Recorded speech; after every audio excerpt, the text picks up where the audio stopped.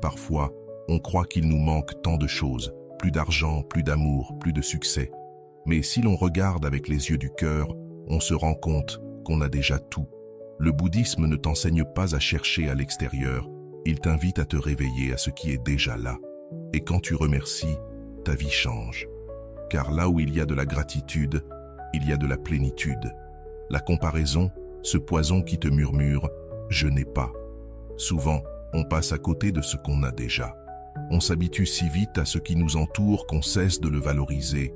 Se lever le matin, respirer sans difficulté, avoir un toit, un repas chaud, un corps qui fonctionne. Ce sont des choses simples, mais essentielles. Et quand on oublie de les remercier, on cesse de les voir. Nous vivons dans une société qui pousse constamment à vouloir plus. Plus de reconnaissance, plus de réussite, plus d'apparence. Mais le bouddhisme rappelle que le vrai malheur naît justement de ce désir incessant. La paix ne vient pas quand on obtient ce qu'on veut, elle vient quand on apprend à aimer ce qui est déjà là. Ce n'est pas se résigner, c'est regarder avec plus de conscience.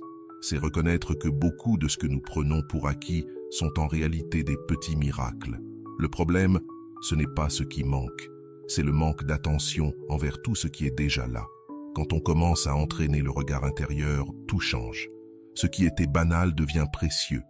Le corps qui te porte, la nourriture dans ton frigo, le silence de ta chambre, la lumière qui entre par la fenêtre, la capacité de penser, d'aimer, de créer, tout ça est là. Et cela l'a toujours été. Tu ne le regardais simplement pas. La gratitude, c'est ce réveil, c'est revenir au présent sans rien lui exiger. C'est prendre conscience que, même s'il y a de la douleur ou des épreuves, il y a aussi de la beauté, du soutien, des signes constants que tu es vivant, que ta vie a un sens. Quand tu te connectes à cette vision, tout se réaligne. Tu arrêtes de courir après ce qui manque et tu commences à avancer avec ce que tu as. La pression baisse, l'esprit s'apaise. Et au lieu de vivre dans l'urgence, tu commences à vivre avec profondeur. Il n'est pas nécessaire que tout change pour se sentir bien. Parfois, il suffit simplement d'ouvrir les yeux et de voir ce qui a toujours été là. Le miracle quotidien, la simplicité qui transforme tout. La comparaison constante est l'une des sources les plus silencieuses de mal-être. On mesure notre vie avec la règle des autres. On regarde ce que les autres possèdent, ce qu'ils montrent, et on commence à croire que notre vie est insuffisante, qu'il nous manque quelque chose, qu'on est en retard. Les réseaux sociaux ont amplifié ce poison. Ils nous exposent à une réalité filtrée, soigneusement maquillée, pour paraître parfaite. Et nous, sans réfléchir, nous comparons cette vitrine artificielle à notre vie réelle, à nos doutes, nos journées grises, nos fragilités. Le bouddhisme rappelle que la souffrance ne vient pas toujours de ce qui se passe, mais de la manière dont nous l'interprétons. En vivant dans la comparaison, nous nous déconnectons de nous-mêmes. On oublie notre propre histoire, nos victoires, nos efforts, absorbés par le chemin des autres. Chacun a son rythme, son processus, ses apprentissages. La vie n'est pas une course ni une vitrine. Il ne faut pas arriver premier, ni être le plus brillant ou le plus riche. Ce qui compte, c'est d'être en paix. Quand tu te compares, tu perds ton pouvoir. Au lieu de bâtir depuis l'intérieur, tu poursuis une illusion extérieure. Et plus tu poursuis cette image, plus tu t'éloignes de toi-même. Tu te sens vide. Mais quand tu lâches ce besoin de tout mesurer, tout s'allège. Tu commences à voir la valeur de ce que tu as, à mieux comprendre ton propre parcours, à réaliser tout ce que tu as déjà traversé et tout ce que tu as grandi. Tu te souviens de chaque chute, de chaque moment où tu t'es relevé. C'est là que naît la gratitude, lorsque tu cesses de regarder avec envie et que tu commences à regarder avec reconnaissance. Tu ne penses plus « je n'ai pas ça ». Tu ressens « quelle chance d'avoir cela ». Et même si rien n'a changé à l'extérieur, tout change à l'intérieur. Dire merci, même à la douleur, ce qu'elle t'a enseigné. Il y a des choses simples qui soutiennent toute une vie. Respirer sans effort, ouvrir le robinet et avoir de l'eau chaude, qu'on te demande comment tu vas, avoir du pain sur la table, se réveiller chaque matin avec un corps prêt à continuer. Ces choses, si discrètes, sont en réalité des miracles silencieux. Mais parce qu'elles ne font pas de bruit, on ne les remarque plus. Jusqu'au jour où la vie nous secoue, quand la santé manque, quand on perd un être cher, tout ce qui semblait ordinaire se révèle précieux. Le bouddhisme nous invite à revenir à l'essentiel, à ne rien prendre pour acquis, à trouver de la profondeur dans ce qui paraît ordinaire. Chaque chose autour de toi est le résultat d'un enchaînement de causes, d'efforts, de circonstances qui te permettent de vivre ce moment. Parfois, on attend que la vie nous surprenne avec de grandes choses. Mais la vraie gratitude ne naît pas de l'extraordinaire. Elle pousse dans la simplicité, une gorgée de café, le silence de la nuit, un message inattendu, un corps qui guérit, un éclat de rire soudain, le repos d'un sommeil paisible. Quand tu entraînes ton regard à voir cela, un basculement se produit à l'intérieur. Ce qui semblait insignifiant devient touchant. Ce qui semblait peu devient abondant. Non pas parce que tu as reçu davantage, mais parce que tu as appris à voir avec plus de clarté. Vivre dans la gratitude, c'est vivre éveillé. C'est cesser de courir après ce qui manque et commencer à remarquer ce qui est déjà là. Et quand cette conscience s'installe, tu n'as plus besoin de temps pour te sentir comblé. Parce que tu comprends que l'essentiel a toujours été là, dans la simplicité, attendant que tu le remarques. Avant de continuer, si tu n'es pas encore abonné à ma chaîne YouTube, je t'invite à le faire dès maintenant. En t'abonnant, tu seras informé de toutes mes nouvelles vidéos, ce qui te permettra de ne rien manquer de contenu précieux. Le pouvoir de dire merci sans rien attendre. Il y a des instants dans la vie que tu n'as pas choisis, des trahisons, des maladies, des pertes, des périodes sombres où tout semble s'effondrer. Dans ces moments, le chagrin occupe tout, il brouille tout. Il est difficile de voir du bon dans ce qui fait mal. Mais le temps, quand il est vécu avec conscience, a une capacité miraculeuse. Il transforme la souffrance en compréhension. Et le bouddhisme le sait. Il ne s'agit pas de nier la douleur, ni de faire semblant que tout va bien. Il s'agit d'apprendre à traverser avec un autre regard, non comme une punition, mais comme une étape, non comme un obstacle, mais comme un maître. Les leçons les plus profondes que tu as reçues dans ta vie sont souvent venues avec la douleur. Parfois, il faut une crise pour s'arrêter vraiment. Parfois, il faut perdre quelque chose pour comprendre sa valeur. Parfois, il faut passer par le vide pour comprendre ce qui nous remplit vraiment. Ce n'est pas que la souffrance soit nécessaire, mais quand elle arrive, elle peut ouvrir une porte, si l'on accepte de la regarder en face. Le chagrin t'oblige à lâcher prise, à t'abandonner, à arrêter de contrôler, à plonger à l'intérieur de toi. Il t'invite à reconnaître tes ombres, tes limites, tes peurs enfouies. Et c'est à partir de là que commence une transformation lente, silencieuse. Remercier la douleur ne veut pas dire la vouloir encore. Cela signifie honorer ce qu'elle t'a laissé. Reconnaître que, grâce à cette épreuve, tu as vu quelque chose que tu ne voyais pas. Tu as réveillé une partie de toi qui dormait. Tu as grandi d'une manière que tu n'aurais jamais pu si tout avait été facile. Certaines personnes, après une perte, apprennent à savourer chaque instant.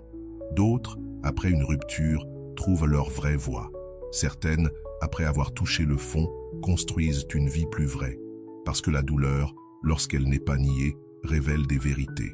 Et ces vérités, aussi dures soient-elles, te rendent libre. La gratitude envers la douleur ne vient pas tout de suite. Elle demande du temps, du silence, de l'humilité. Mais quand elle arrive, elle libère. Car tu cesses de lutter contre ce qui s'est passé et tu commences à l'intégrer. Tu comprends alors que chaque épreuve t'a aussi rapproché de ce que tu es aujourd'hui. Et que sans ces blessures, tu n'aurais pas cette profondeur, cette empathie, cette sagesse que tu portes désormais en toi. À la fin, il ne s'agit pas de vivre une vie sans douleur. Il s'agit de vivre une vie dans laquelle même la douleur a du sens. Une vie où tu peux regarder en arrière et dire « Ce n'était pas facile, mais cela m'a construit. » Et quand ce moment arrive, c'est l'une des formes les plus profondes de gratitude qui existent. Comment cultiver la gratitude chaque jour, sans forcer? Il y a un moment sur le chemin où tu n'as plus besoin de raison pour dire merci. Il n'y a ni événement particulier, ni nouvelle extraordinaire, ni réussite récente. Juste une impulsion naturelle qui naît de l'intérieur, un souffle doux, un léger sourire, une voix intérieure qui dit simplement « Merci ». Quand cela se produit, quelque chose a changé en profondeur. Parce que la gratitude n'est plus une réaction, mais une manière d'être dans le monde. Elle ne dépend plus de ce qui se passe à l'extérieur. Elle n'a pas besoin de résultats, ni de récompenses, ni d'applaudissements. Elle émerge d'elle-même parce que le cœur a appris à voir autrement. Dire merci sans rien attendre en retour est une pratique profondément libératrice. Elle te permet de sortir du mode exigeant, de la plainte permanente, de cette attitude qui pense que la vie te doit quelque chose. Elle te ramène dans le présent, sans condition, et t'invite à adopter une posture humble, ouverte, généreuse. Très souvent, nous vivons dans l'attente. Nous espérons que les choses se déroulent d'une certaine manière, que les gens réagissent comme nous le souhaitons, que le chemin soit clair et confortable. Mais quand ces attentes ne sont pas comblées, surgissent la frustration, la colère, la douleur, et la gratitude disparaît.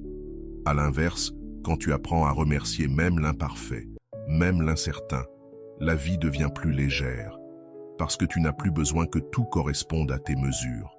Tu deviens plus souple, plus serein, plus libre. Dire merci sans attendre ne veut pas dire se contenter de peu ou ignorer ce qui fait mal. Cela signifie relâcher le besoin de tout contrôler. Cela signifie être présent, reconnaître la valeur de ce qui est là, même si ce n'est pas tout ce que tu avais imaginé. Cela signifie regarder la vie comme un cadeau et non comme un contrat.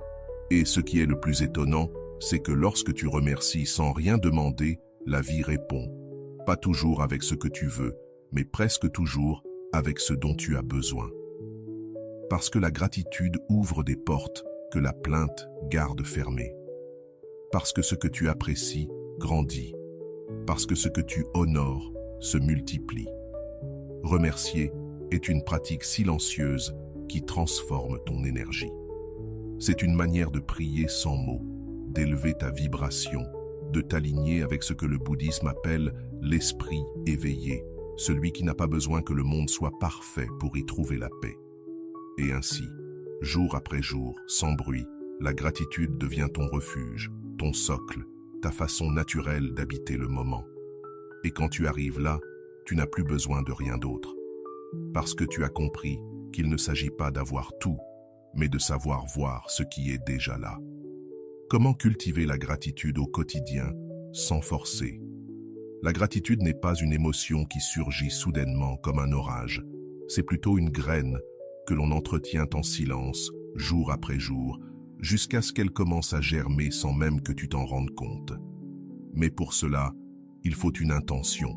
Il faut s'arrêter, ne serait-ce que quelques minutes par jour, et regarder les choses autrement. Il ne s'agit pas de se forcer à être positif, ni de répéter des phrases creuses. Il s'agit d'apprendre à observer avec plus d'attention. La gratitude ne s'impose pas, elle s'éveille. Et comme tout ce qui s'éveille, elle a besoin d'espace. Une manière simple de commencer, c'est en fin de journée. Pas besoin d'écrire un journal ou de suivre des rituels compliqués. Il suffit de fermer les yeux un instant et de repasser lentement 3 choses qui se sont produites dans la journée et qui méritent d'être remerciées. Parfois, ce seront de grandes choses. D'autres fois, ce seront de toutes petites. Mais il y aura toujours quelque chose. Une belle conversation, un café chaud, une chanson apaisante, une nouvelle idée, un signe, une caresse, une opportunité, un apprentissage. Tu peux aussi intégrer la gratitude dès le matin, juste après avoir ouvert les yeux, avant de regarder ton téléphone, avant même de penser à tout ce que tu dois faire.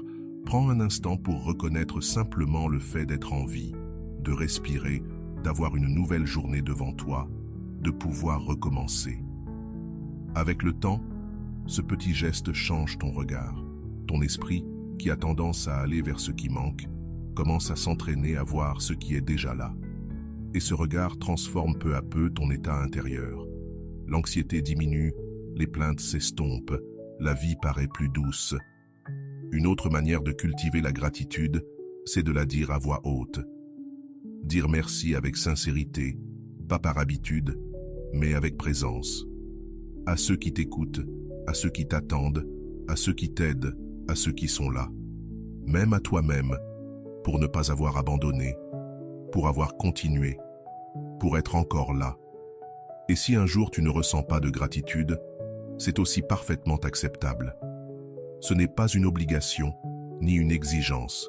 Il ne s'agit pas de forcer des émotions qui ne sont pas là. Il s'agit de les accueillir quand elles surgissent et de t'accompagner avec douceur quand elles ne viennent pas. Le chemin de la gratitude, c'est cela. Une pratique silencieuse, quotidienne, réelle. Elle n'a pas besoin de spectacle. Elle ne dépend pas que tout aille bien. Elle naît de l'art de regarder la vie comme si c'était la première fois. Parce que quand tu apprends à regarder ainsi, le quotidien devient sacré. Et vivre devient en soi une façon de dire merci. La gratitude comme éveil spirituel. Au cœur du bouddhisme, il n'y a ni dogme ni promesse magique. Il y a une invitation à s'éveiller, à regarder la vie telle qu'elle est, sans fioriture, sans résistance. Et dans ce regard profond, tu découvres que le plus grand acte spirituel n'est pas de tout comprendre, mais de tout remercier. Parce que lorsque tu remercies, quelque chose en toi s'ouvre. L'esprit cesse de s'agripper, le corps se détend, le jugement s'apaise. Tu n'attends plus que la vie change, tu la vis. Tu dis « ceci est suffisant ».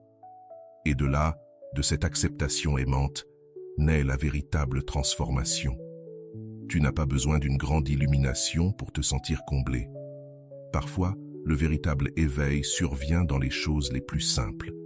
Une promenade sans but, une conversation sincère, un après-midi quelconque où, pour une raison inconnue, ton cœur se sent en paix. À cet instant-là, sans bruit, sans effort, tu sens que tout est à sa place. La gratitude, quand elle est profonde, ne dépend pas de l'extérieur.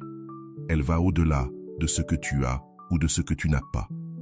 Elle devient une attitude intérieure, une présence douce qui accompagne chaque geste. C'est une manière de marcher, de respirer, de regarder. C'est un silence qui dit « oui » à ce que la vie apporte, même lorsque tu ne comprends pas tout.